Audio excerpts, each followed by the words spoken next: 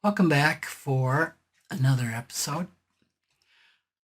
I recently did a podcast with Gail Coleman, and we talked about her famous quote of how a financial professional, a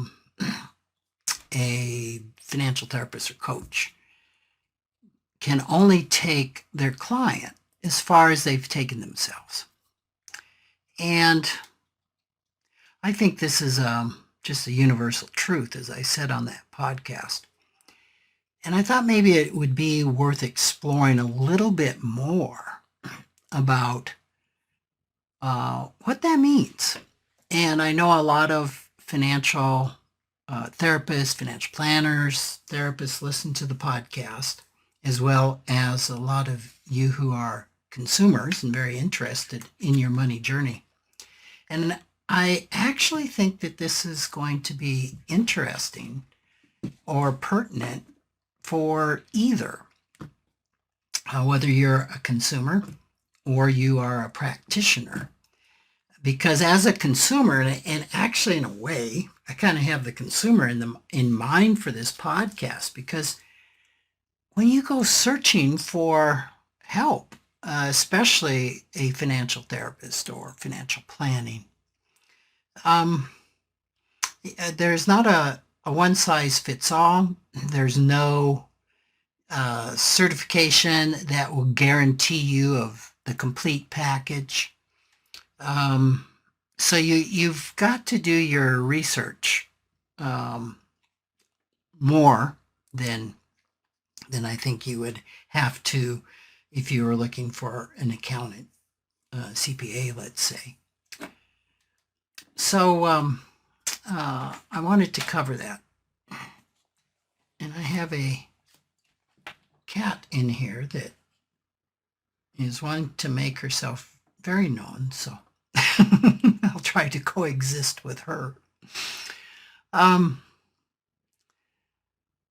So I think, how can you tell that you're a financial therapist? Let's phrase this in financial therapist, but it goes to financial planner, or even a therapist, has done their interior work. Because one of the ways that we learn most is observing the behavior of other people.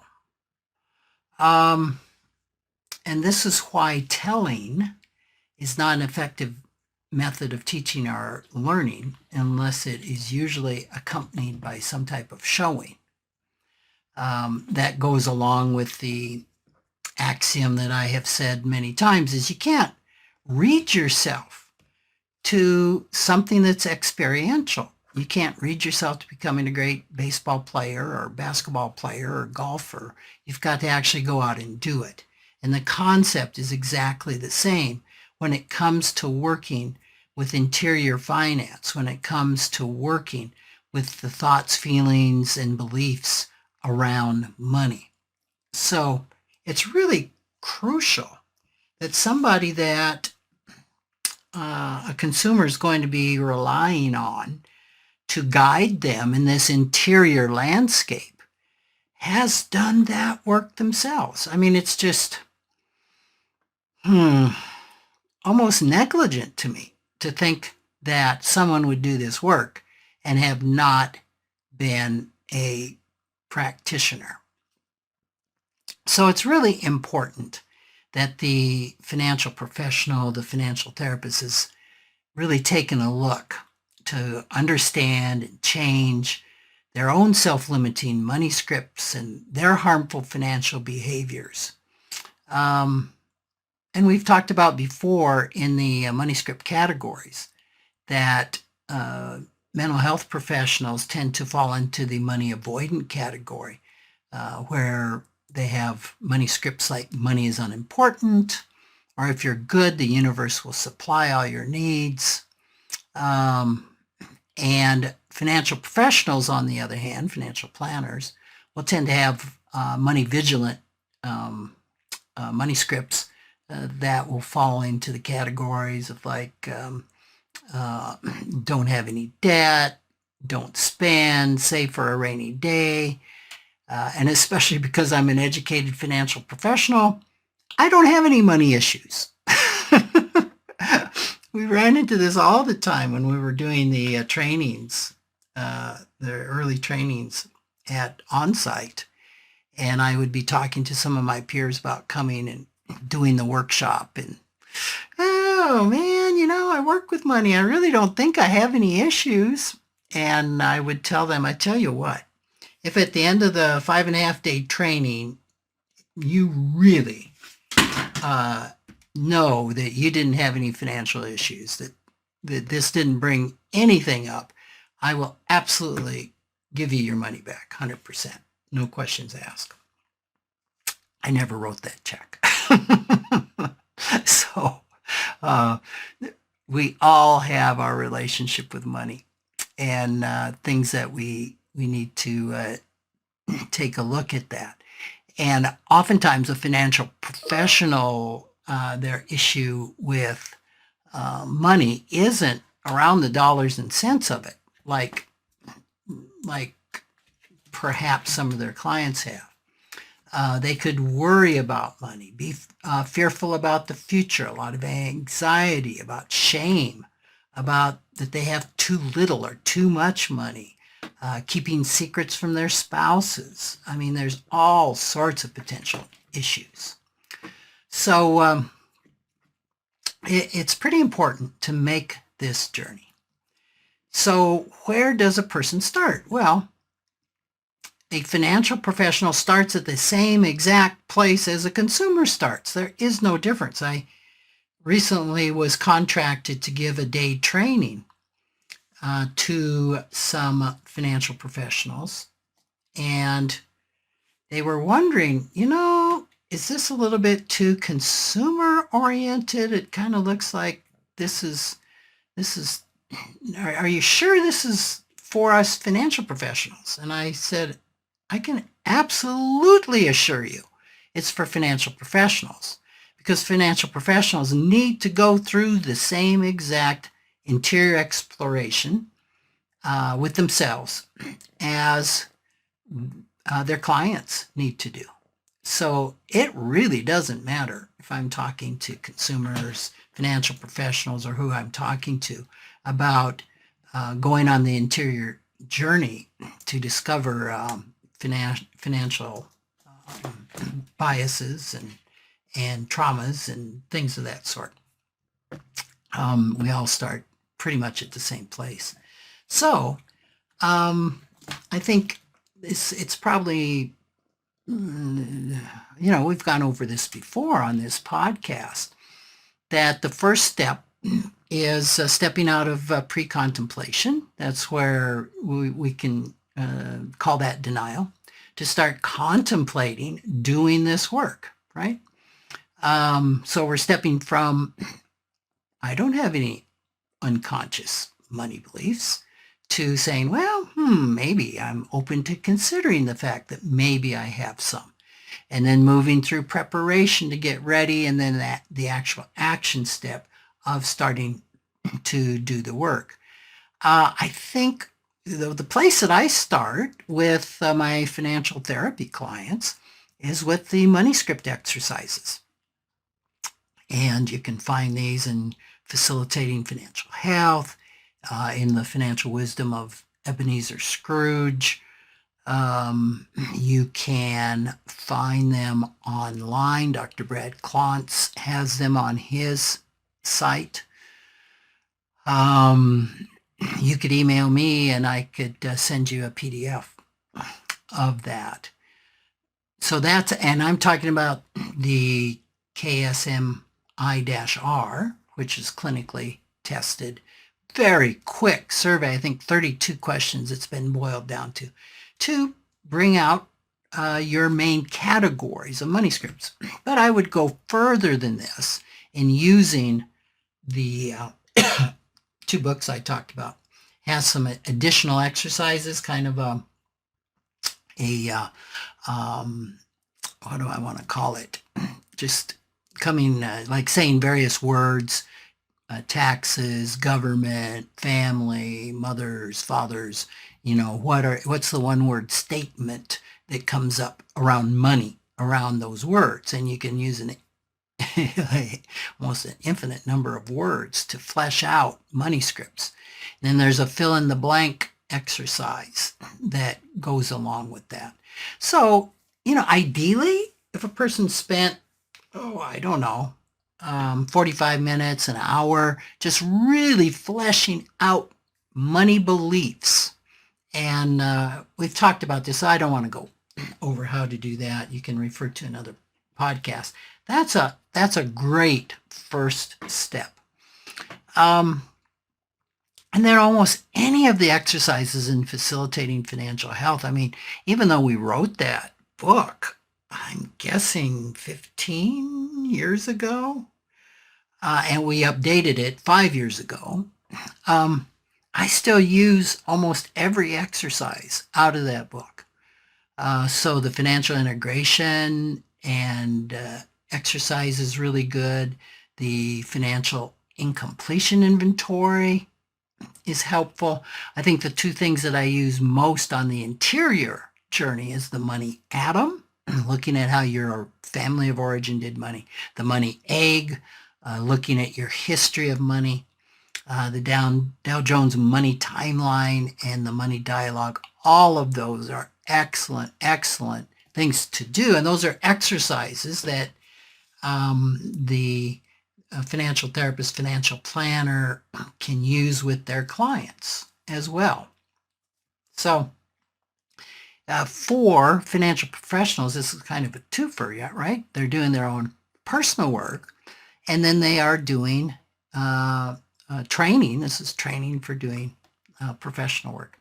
Now, I would strongly suggest that any financial professional that's doing these exercises, that they then process these with a trusted colleague, a mentor. I think it'd be preferable to process these with a financial therapist, to hire a financial therapist and do a session or 2 or 3 processing these particular exercises.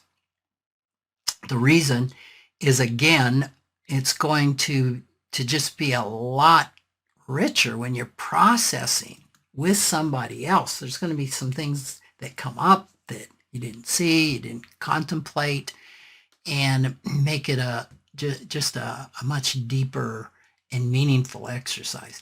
It's also training as well, of seeing how you're coached.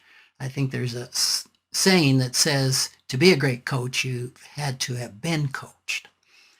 So I think all of this is helpful. Then, of course, and we've talked about some of the places that professionals can get training beyond this, which is really important, right? Because we can go this far, but there's a lot further a person can do. And it limits the financial professional as to how far they have taken themselves, to how effective they are going to be with their clients. So there's the Kinder Institute has a program, Money Quotient has training, the Financial Transitionist Institute has trainings. There are formal trainings with Kansas State University that has a certificate program in financial therapy. There's Golden Gate University that has their financial life planning certificate. There's the Financial Psychology Institute that does their trainings through Creighton University. So there's Texas Tech has just started, I believe, a financial life planning certificate. So there's becoming more and more places, and I would say one of these is just crucial, just necessary, even just for a planner that wants to do financial life planning. I wrote a column today on what financial planning isn't, because we're seeing so many large institutions, many of whom sell mutual funds or sell annuities or sell life insurance, saying they're doing this wonderful comprehensive financial planning, and actually they might be doing half of a job in 1/7 of an area. And so financial life planning, which is very comprehensive and adds in the emotional aspect of financial planning, is much broader and takes a lot more training. And so how can we even go deeper? Where do you go from here? You've done this, you've done all the exercises, you've done the trainings, maybe a year-long, 2-year-long training. Where do you go from here? And I would almost state where you could start is doing your own financial therapy, hiring a financial therapist to do your own financial therapy. So as a consumer, you may be looking at hiring a financial therapist. So you're wanting to know, have they done all this stuff? So it's really easy to ask them, have you been a consumer? Have you been a client of a financial therapist? And I think it would be okay to say, and if so, how long? I mean, you really don't want to. I mean, somebody who's had 1 or 2 sessions with a financial therapist it's a little bit different than if they've had several years. And I guess they wouldn't necessarily have to be a financial therapist, because just doing therapy in itself can be so important, right? To the interior journey, because we know the interior journey is not about the money. It's about our relationship to the money. So I would want to look at someone who has done their own therapy around all of their issues, quite frankly, because you just can't draw a line and say, okay, well, this is financial therapy and this is normal therapy. It's kind of like trying to put blue and yellow together dyes and then trying to separate out those colors once they're mixed together. There's just not a fine line. So these are some real great things for you as a consumer to explore with any financial therapist and even a financial life planner that you might be looking at. And you might be surprised to find out that there's reasonable resistance among definitely financial planners about getting their own financial planner, for example. A lot of resistance around that, around doing any type of therapy or financial therapy. There can be resistance around therapists, mental health providers, in doing their own financial planning because they tend to be money avoidant.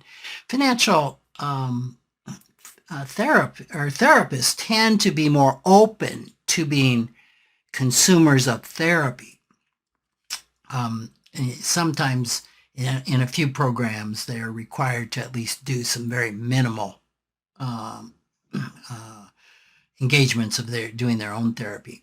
But it's not extremely common that a therapist chronically goes to therapy for a number of years in a maintenance. I don't mean chronically as being wrong. I mean continuously has a real solid foundation of addressing their issues over a period of time. And planners, when they are being resistant, especially to doing their own financial planning, getting help doing their financial planning. The number one reason they give is they can do this themselves. Another second one is I won't receive value for my money. The fee is too high. Do these sound familiar to what maybe a normal consumer might resist around getting a planner?